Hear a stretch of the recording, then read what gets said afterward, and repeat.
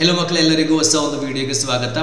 ಇವತ್ತು ನಾವು ಡಿಸ್ಕಸ್ ಮಾಡೋದು ರೀಸೆಂಟ್ ಬಂದ CA ಫೌಂಡೇಶನ್ ರಿಸಲ್ಟ್ ನಲ್ಲಿ ಮೆಜಾರಿಟಿ ಆಫ್ ಸ್ಟೂಡೆಂಟ್ಸ್ ಇದು ಹೋದ ಪೇಪರ್ ಅಂತ ಹೇಳೋದು ಬಿಸ್ನೆಸ್ ಲೋ ಅಂತ ಹೇಳೋ ಪೇಪರ್. ಬಾಕಿ ಎಲ್ಲ ಪೇಪರ್ಸ್ ಅಲ್ಲೂ ಒಳ್ಳೆಯ ಮಾರ್ಕ್ ಸಿಕ್ಕಿ ಈ ಒಂದು ಪೇಪರ್ ಅಲ್ಲಿ ಇಟ್ ಮೀನ್ಸ್ ಪೇಪರ್ ನಂಬರ್ 2 ಭಾರಿ ಡಿಫಿಕಲ್ಟ್ ಪೇಪರ್ಸ್. ನಾನೆಲ್ಲ ಬರ್ದಿದ್ದೀನಿ, ಆದರೂ ನನಗೆ ಯಾವುದೇ ರೀತಿಯಲ್ಲಿ ಮಾರ್ಕ್ಸ್ ಸಿಗಲಿಲ್ಲ. 100 ಮಾರ್ಕ್ಸ್ ನನಗೆ 39 ಸಿಕ್ಕಿದೆ, 37 ಸಿಕ್ಕಿದೆ ಸರ್. ಬಾಕಿ ಎಲ್ಲ ಪೇಪರ್ಸ್ ನಮಗೆ 60 ಅಬೋವ್ ಸಿಕ್ಕಿದೆ. ಯಾಕೆ ಸರ್ ಈ ಒಂದು ಪೇಪರಲ್ಲಿ ಮಾತ್ರ ಇಷ್ಟು ಕಮ್ಮಿ ಅಂದರೆ ತುಂಬ ಸ್ಟೂಡೆಂಟ್ಸ್ ಎನ್ಕ್ವೈರಿ ರೀತಿಯಲ್ಲಿ ಕೇಳಿದರು. ಸೊ ಅವರಿಗೋಸ್ಕರ ಈ ಒಂದು ವಿಡಿಯೋದನ್ನು ಮಾಡ್ತಿದ್ದೀನಿ. ಸೊ ಟೈಮ್ ವೇಸ್ಟ್ ಮಾಡದೆ ವಿಲ್ ಸ್ಟಾರ್ಟ್ ದ ಕ್ಲಾಸ್. ಈ ಒಂದು ಸಬ್ಜೆಕ್ಟಿಗೆ ಮಾರ್ಕ್ಸ್ ಸ್ಕೋರ್ ಮಾಡಬೇಕಾದ್ರೆ ಬಾಕಿ ಸಬ್ಜೆಕ್ಟ್ ಥರ ನಾವು ಯೂಸ್ ಮಾಡುವ ಲ್ಯಾಂಗ್ವೇಜ್ ಸ್ವಲ್ಪ ಡಿಫ್ರೆಂಟ್ ಆಗಿದೆ. ಸೊ ನಾವೊಂದು 4 ಪಾಯಿಂಟ್ ನಾವೆಲ್ಲ ಡಿಸ್ಕಸ್ ಮಾಡ್ತಿದ್ದೀವಿ.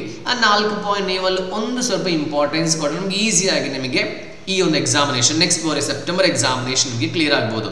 ದ ಫಸ್ಟ್ ಕಾನ್ಸೆಪ್ಟ್ ಅಂತ ಹೇಳೋದು it's same as concept clarity ಅಂತ ಹೇಳೋದು. ಕನ್ಸೆಪ್ಟ್ ಕ್ಲಾರಿಟಿ, ಈಗ ನೀವು ಕ್ಲಾಸ್ ಅಟೆಂಡ್ ಮಾಡಿದ ಸ್ಟೂಡೆಂಟ್ ಆದರೆ ನಿಮ್ಗೆ ಗೊತ್ತಾಗಿರುತ್ತೆ. ಸೊ ನಮಗಿದು ಓದುವಾಗ ಒಂದು ರೀತಿ ಅರ್ಥ ಆಗುತ್ತೆ, ರಿಯಲ್ ಲೈಫಲ್ಲಿ ಬೇರೆ ರೀತಿಯಲ್ಲಿ ಅದಕ್ಕೆ ಅರ್ಥ ಇರುತ್ತೆ. ನಾವೀಗ ಒಂದು ಫಾರ್ ಎಕ್ಸಾಂಪಲ್ ಒಂದು ಟರ್ಮ್ ನಾವು ಗೂಗಲಲ್ಲಿ ಸರ್ಚ್ ಮಾಡ್ತೀವಿ, what is the meaning of this one. So ನಾವು ಸರ್ಚ್ ಮಾಡುವಾಗ ಡಿಫ್ರೆಂಟ್, ಇದು ನಾವು ಕನ್ನಡ ಲ್ಯಾಂಗ್ವೇಜ್ಗೆ ಕನ್ವರ್ಟ್ ಮಾಡೋದಾದ್ರೆ ಡಿಫ್ರೆಂಟ್ ಟೈಪ್ಸ್ ಆಫ್ ಮೀನಿಂಗ್ ನಮಗೆ ಸಿಗುತ್ತೆ. ಆದರೆ ನಾವು ಟೈಪ್ ಮಾಡುವಾಗ ಒಂದು ವಿಚಾರ ನೀವು ಮನಸ್ಸಿಟ್ಕೋಬೇಕು, ಟೈಪ್ ಮಾಡುವಾಗ this term according to law, consideration according to law or this term according to law dictionary search ಮಾಡಿ ಸಿನಾರಿಯೋ ಬೇಸಿಸ್ ಅಲ್ಲಿ ನಮಗೆ ಅದರ ಲ್ಯಾಂಗ್ವೇಜ್ ಅಥವಾ ಅರ್ಥ ಚೇಂಜ್ ಆಗುತ್ತೆ. ಸೊ ಕರೆಕ್ಟ್ ಸಿನಾರಿಯೋದಲ್ಲಿ ಯಾವ ಅರ್ಥ ಬರುತ್ತೆ ಆ ರೀತಿಯಲ್ಲೇ ನೀವು ಅರ್ಥ ಮಾಡ್ಕೋಬೇಕು. ದಾಟ್ಸ್ ವೈ ನೀವೀಗ ಕ್ಲಾಸ್ ಅಟೆಂಡ್ ಮಾಡಿಲ್ಲ ಅಥವಾ ನೀವೊಂದು ಆಬ್ಸೆಂಟ್ ಆದರೆ ಕರೆಕ್ಟಾಗಿ ಯಾವುದೆಲ್ಲ ಟಾಪಿಕ್ ನೀವು ಆಬ್ಸೆಂಟ್ ಆಗಿದ್ದೀರಾ ಅದನ್ನು ನಿಮ್ದು ಲ್ಯಾಂಗ್ವೇಜಲ್ಲಿ ಅರ್ಥ ಮಾಡ್ಕೊಳ್ಳದೆ ಎಕ್ಸ್ಪ್ಲೇನ್ ಮಾಡುವ ಯಾರ ಹತ್ರ ಆದರೂ ಹೋಗಿ ಅಥವಾ ಚಾನಲ್ಸ್ ವಿಸಿಟ್ ಮಾಡಿ ನೀವು ಕ್ಲಾಸಸ್ಸನ್ನು ಪರ್ಚೇಸ್ ಮಾಡಿ ನಿಮಗೆ ಏನು ಮಾಡ್ಬೋದು ಅದನ್ನು ಕ್ಲಿಯರ್ ಮಾಡಬೇಕು. ನಿಮ್ಮ ಕನ್ಸೆಪ್ಟ್ ಆ್ಯಕ್ಚುಯಲ್ ಕನ್ಸೆಪ್ಟ್ ಸೇಮ್ ಅಂತ ನೀವು ಫಸ್ಟ್ ಆಫ್ ಆಲ್ ನೀವು ಎನ್ಶೂರ್ ಮಾಡಬೇಕು. ಸೆಕೆಂಡ್ ಅಂತ ಹೇಳೋದು ಭಾರಿ important, it is called as use law language.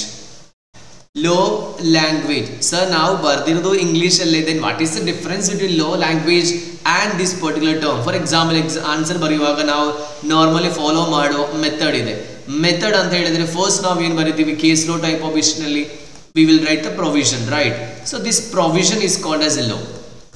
ಯಾಕಂತ ಹೇಳಿದರೆ ಈಗ ನಾವು ಇಂಡಿಯನ್ ಕಾಂಟ್ರಾಕ್ಟ್ ಆಕ್ಟ್ ಆದರೆ 1872 ಎಷ್ಟು ವರ್ಷ 150 ಇಯರ್ಸ್ ಹಿಂದೆ ಒಬ್ಬರೊಂದು ನಿಯಮ ಮಾಡಿದ್ದಾರೆ. ಆ ನಿಯಮ ನಾವು ಈಗಲೂ ಫಾಲೋ ಮಾಡ್ತಿದ್ದೀವಿ. ಸೊ ನೀವು ಅದೇ ನಿಯಮವನ್ನು ಬರೆಯುವಾಗ you are not allowed to use your language. ಯಾಕಂತ ಹೇಳಿದ್ರೆ ಈ ಲ್ಯಾಂಗ್ವೇಜ್ ಕ್ರಿಯೇಟ್ ಮಾಡಿದವರಿಗೆ ಒಂದೇನೋ ಅಸೆಂಪ್ಷನ್ ಇರುತ್ತೆ, ಈ ತರ ಓದಬೇಕು ಅಥವಾ ಈ ತರದ ಇಂಟರ್ಪ್ರಿಟೇಷನ್ ಅಂತೇಳಿ ಅವರು ಕ್ರಿಯೇಟ್ ಮಾಡಿರೋದು. ಆದರೆ ನಾವು ಎಕ್ಸ್ಪ್ಲೈನ್ ಮಾಡುವಾಗ ಡಿಫ್ರೆಂಟ್ ರೀತಿಯಲ್ಲಿ ನಮ್ಮದೇ ಲ್ಯಾಂಗ್ವೇಜಲ್ಲಿ ನಾವು ಎಕ್ಸ್ಪ್ಲೈನ್ ಮಾಡಿದರೆ ನೀವು ಹೇಳೋದೆಲ್ಲ ಕರೆಕ್ಟ್, ನಿಮ್ಮದು ಕನ್ಸೆಪ್ಟು ಕ್ಲಿಯರ್ ಇದೆ. ನೀವು ಅವರಿಗೆ ಹೇಳೋದು ಆಕ್ಟಿವ್ ವಾಯ್ಸ್ ಪ್ಯಾಸಿವ್ ವಾಯ್ಸ್ ನಾವು ಯೂಸ್ ಮಾಡುವಾಗ ನಿಮಗೆ ಅರ್ಥ ಆದ ವಿಷಯವನ್ನು ವ್ಯಾಲ್ಯೂ ಮಾಡೋರಿಗೆ ಒಳ್ಳೆ ರೀತಿಯಲ್ಲಿ ಅರ್ಥ ಆಗುವ ರೀತಿಯಲ್ಲಿ ನೀವು ಒಳ್ಳೆ ಸೆಂಟೆನ್ಸ್ ಎಲ್ಲ ಮಾಡಿ ಬರೀತೀರಾ. ಆ್ಯಕ್ಚುಲಿ ಕಾನ್ಸೆಪ್ಟ್ ಅಂತ ಹೇಳೋದು ನಾವಿಲ್ಲಿ ಎಕ್ಸ್ಪ್ಲನೇಷನ್ ಅಲ್ಲ ಮಾಡೋದು. ದ ಫಸ್ಟ್ ಸ್ಟೆಪ್ ಅಂತ ಹೇಳೋದು ಪ್ರೊವಿಷನಲ್ಲಿ you have to write what it is, you have to write what it is. And the third point ನಾವು ಎಕ್ಸ್ಪ್ಲೈನ್ ಮಾಡೋದು ಇದಕ್ಕೆ ರಿಲೇಟೆಡ್ ಆಗಿರೋ ಒಂದು ಪಾಯಿಂಟ್. ಸೆಕೆಂಡ್ ನಾವೇನು ಬರಿತೀವಿ, ನಾವು ಫ್ಯಾಕ್ಟ್ಸ್ ಬರಿತೀವಿ. ಫ್ಯಾಕ್ಟ್ಸ್ ಅಂತ ಹೇಳಿದ್ರೆ what happened in the case, what is the question, we will write the same question, ಸ್ವಲ್ಪ ಕಾಪಿ ಪೇಸ್ಟ್ ಮಾಡಿ ನಾವು ಬರಿತೀವಿ. Final it is conclusion. So ಈ ಒಂದು ಮೆಥಡ್ ನಾವು ಯಾವಾಗಲೂ ಏನು ಮಾಡಬೇಕು, ನಾವು ಯಾವತ್ತೂ ಇದನ್ನು ನಾವು ಫಾಲೋ ಮಾಡ್ತಾನೆ ಇರಬೇಕು. ಈ ಒಂದು ಮೆಥಡನ್ನು provision and facts and conclusion. So ಇದರಲ್ಲಿ ಈ ಪ್ರೊವಿಷನ್ ಅಂತ ಹೇಳೋದು 100% ನಾವು ಎಷ್ಟು ಒಳ್ಳೆಯದಾಗಿ ಸೇಮ್ ಮೆಟೀರಿಯಲ್ ಅಥವಾ ಲೋ ಯಾವ ರೀತಿ ಇದೆ ಅದೇ ರೀತಿ ಬರೆದ್ರೆ we will get food marks. ಯಾಕಂತ ಹೇಳಿದ್ರೆ ಒಂದು 5 ಮಾರ್ಕ್ಸ್ ಕ್ವಶನಿಗೆ ನಾರ್ಮಲ್ ಡಿವೈಡ್ ಆಗೋದು 2 to 1. 2 marks is for the provision, 2 marks is for the facts, 1 mark is the conclusion. ಇಲ್ಲಿ ನಾವು ಕತೆ ಬರೆದಿಟ್ರೆ ಸರ್ ಎಲ್ಲ ಆಗೊಂದು ಕೆಲಸ 20 ಕ್ವಶನ್ಸ್ ಇದೆ, 20 ಕ್ವಶನ್ಸ್ ನಾವು ಎಲ್ಲ ಕತೆ ಮಾತ್ರ ಬದ್ಕೊಂಡ್ರೆ ನಮಗೆ 40 ಸಿಗುತ್ತಲ್ಲ ಸರ್, ಆ ಥರ ಸಿಗಲ್ಲ. ಸೊ ಯಾಕೆಂದರೆ ಕನ್ಕ್ಲೂಷನಿಗೂ ಅದೇ ರೀತಿಯಲ್ಲಿ ನಮಗೆ ಫ್ಯಾಕ್ಟ್ಸಿಗೂ ಮಾರ್ಕ್ಸ್ ಸಿಗಬೇಕಾದ್ರೆ ಸೊ ದ ಪ್ರೊವಿಷನ್ ಏನಾಗಬೇಕು, ಕರೆಕ್ಟ್ ಆಗಿರಬೇಕು. ಅದಕ್ಕೋಸ್ಕರ ನಮಗೆ ಭಾರಿ ಅಷ್ಟು ಜಾಸ್ತಿ ಮಾರ್ಕ್ ಕೊಡಲ್ಲ. 5 ಮಾರ್ಕಿಗೆ 4 ಮಾರ್ಕ್ ಮ್ಯಾಕ್ಸ್ ಟು ಮ್ಯಾಕ್ಸ್. ಕೆಲವೊಂದು ಸಂದರ್ಭದಲ್ಲಿ ಮಾತ್ರ ನಮಗೆ 5 ಮಾರ್ಕ್ಸ್ ಸಿಗುತ್ತೆ, ಅದು ಓವರ್ ಪರ್ಫಾರ್ಮೆನ್ಸ್ ನೋಡಿ ಮಾತ್ರ ನಮಗೆ ಸಿಗುತ್ತೆ. ಸೊ ಯೂಸ್ ಮಾಡುವಾಗ ಲ್ಯಾಂಗ್ವೇಜ್ ಯೂಸ್ ಮಾಡಬೇಕು. ಫಾರ್ ಎಕ್ಸಾಂಪಲ್ ನಾವು ಬರೆಯುವ ಒಂದು ನಿಯಮವನ್ನು ನಾವು ಪ್ರೊವಿಷನ್ ಅಂತ ಹೇಳ್ತೀವಿ, ಕರೆಕ್ಟ್ ಅಲ್ಲ. ಇದಕ್ಕೇನಾದರೂ ಎಕ್ಸೆಪ್ಷನ್ ಇದೆ ಅಂತ ಅಂದ್ಕೊಳ್ಳಿ. ಫಾರ್ ಎಕ್ಸಾಂಪಲ್ ನಾವೀಗ private ಕಂಪನಿಲೇ ಕಲಿತಿದ್ದೀವಿ. The maximum number of members in a private limited company is 200, but some persons are not considered under the particular thing. For example ಅಂತ ಹೇಳಿದ್ರೆ ಜಾಯಿಂಟ್ ಓನರ್ಶಿಪ್, ಅದು ಎಕ್ಸೆಪ್ಷನ್, ಕರೆಕ್ಟ್ ಅಲ್ವಾ? 200ಗೆ exception ಯಾವ ತರ start ಮಾಡಬೇಕು ನಾವು? Provided that, correct. First exception. Second one provided, further that. ಇದೆಲ್ಲ language. ನಾವು when there is two or more persons buys one or more shares jointly, they are not considered for the purpose of calculating 200. That is correct, but that is a general English. So you have to start with the law language. That's why the subject is called as law. Clear? The third one what we have to keep it in mind is try to remember maximum provisions. Try to remember maximum provisions. Okay, maximum provisions. Actually provision means what? It is law. So in that 2 marks question is with 2 plus 2 plus 1. So that is a general concept what I'm saying. You can there are questions for 3 marks, 6 mark and for 4 mark as well, but this is a general concept. The most of the people they will lose mark in this particular criteria. So if they are asking direct type of questions will entirely provisions. For example, void contract and voidable contract difference ಕೇಳಿದ್ರೆ that is entirely you are writing the law. You are not allowed to ನಿಮಗೆ ಯಾವುದೇ ರೀತಿಯ ನಿಮ್ಮ language use ಮಾಡಲಿಕ್ಕೆ ಯಾವುದೇ ರೀತಿಯಲ್ಲಿ ಸಾಧ್ಯ ಆಗಲ್ಲ.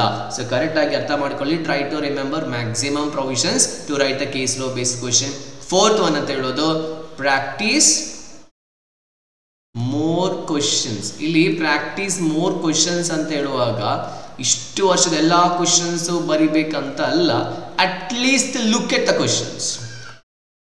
ಮ್ಯಾಕ್ಸಿಮಮ್ ಕ್ವೆಶ್ಚನ್ಸ್ ನೀವು ನೋಡಿ, ಯಾಕಂತ ಹೇಳಿದ್ರೆ ನಮಗೆ ತುಂಬಾ ಟೈಮ್ ವೇಸ್ಟ್ ಆಗುವುದು ಕ್ವೆಶ್ಚನ್ ಅರ್ಥ ಮಾಡ್ಕೊಳ್ಳಿಕ್ಕೆ. ಯಾಕಂತ ಹೇಳಿದ್ರೆ ನಾವೊಂದು ಆನ್ಸರ್ ಬರೆಯುವಾಗ, ಸೊ ಇಲ್ಲಿ ಫಾರ್ ಎಕ್ಸಾಂಪಲ್ ಹೇಳೋದಾದ್ರೆ, ಈಗ ನಾವು ಇಂಡಿಯನ್ ಪಾರ್ಟ್ನರ್ಶಿಪ್ ಆಕ್ಟ್ ಬಗ್ಗೆ ಹೇಳೋದಾದ್ರೆ, ಇಂಡಿಯನ್ ಪಾರ್ಟ್ನರ್ಶಿಪ್ ಆಕ್ಟ್ ಅಲ್ಲಿ ಆಕ್ಟಿವ್ ಪಾರ್ಟ್ನರ್ ಒಂದು ಕಾನ್ಸೆಪ್ಟ್ ಇದೆ. Active partner should give the public notice. Okay, active partner should give the public notice. If he is not giving the public notice, the liability will continue as it is. Correct? ಇದರ base ಮೇಲೆ ಒಂದು question ಬರುವಾಗ ನಾವು first ಇಂದಲೇ types of partners, ಎಲ್ಲಾ partners ಬಗ್ಗೆ ಬರೆಯುವುದು, active, sleeping, nominal ಎಲ್ಲಾ ಬಗ್ಗೆ ಬರೆಯುವುದು. ಸರ್ ನಾನು ಎಲ್ಲಾ ಬರ್ದಿದ್ದೀನಿ ಸರ್, ಕೇಳಿದಕ್ಕಿಂತ ಜಾಸ್ತಿ ಬರ್ದಿದ್ದೀನಿ.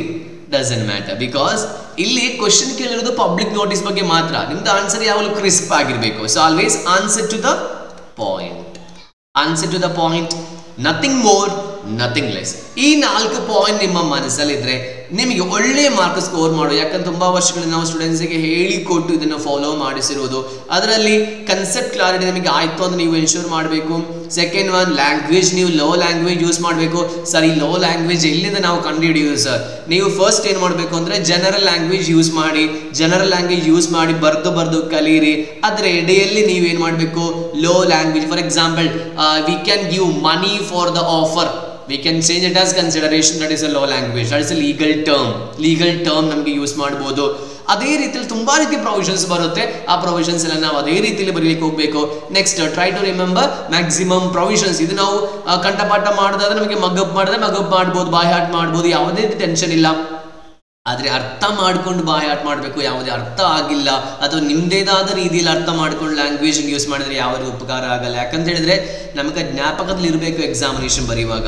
ನಾಲ್ಕನೇದು ಅಂತ ಹೇಳಿದ್ರೆ ಪ್ರಾಕ್ಟೀಸ್ ಮೋರ್ ಕ್ವೆಶ್ಚನ್ಸ್. ಆ ಕ್ವೆಶ್ಚನ್ಸ್ಗೆ ಆನ್ಸರ್ ಬರೆಯುವಾಗಲೂ ನಾವು ಕರೆಕ್ಟ್ ಆಗಿ ಏನು ಕ್ವೆಶ್ಚನ್ಸ್ ಇದೆ, ಯಾವುದನ್ನು ಅವರು ಕ್ವೆಶ್ಚನ್ಸ್ಗೆ ಇಂಪಾರ್ಟೆನ್ಸ್ ಟಿಕ್ ಆನ್ ಮಾಡ್ತಾರೆ, ಆ ಕ್ವೆಶ್ಚನ್ಸ್ ಅರ್ಥ ಮಾಡಿಕೊಂಡು ಅದಕ್ಕೆ ಮಾತ್ರ ನಾವು ಆನ್ಸರ್ ಮಾಡಬೇಕು. ಇನ್ನು ನಿಮಗೆ ಏನಾದರೂ ಡೌಟ್ ಕ್ಲಾರಿಫಿಕೇಶನ್ಸ್ ಇದ್ರೆ, ನಿಮಗೆ ಯಾವುದಾದ್ರೂ ಟಾಪಿಕ್ ಬಗ್ಗೆ ನಿಮಗೆ ಕ್ಲಾಸಸ್ ಸಪ್ರೇಟ್ಲಿ ಬೇಕಿದ್ರೆ ಕಮೆಂಟ್ ಬಾಕ್ಸಲ್ಲಿ ಕಮೆಂಟ್ ಮಾಡಿ. We'll see you again in the next video.